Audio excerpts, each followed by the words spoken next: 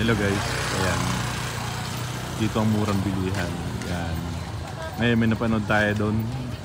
Yung content ng Chinese. Maganda naman yung content niya eh. Yung kung paano tumawad.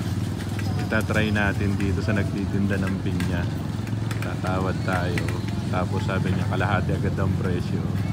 Tapos pag hindi binigay, gagawin natin 60% yung tawad natin.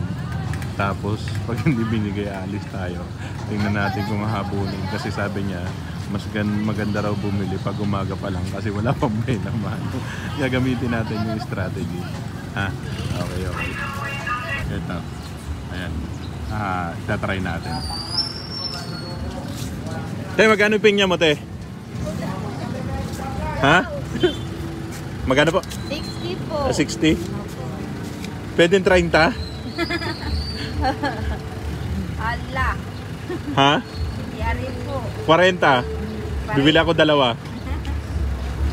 Senta lang po. Bibili ako 3. 40. Pwede? Ayaw. Hindi effective. Saan sabog? Sige na kuya. Magkano na, te? 120 na lang. Barat-barat mo naman. Sige po, salamat. Thank you, te. Ayaw po na yung magkaiba.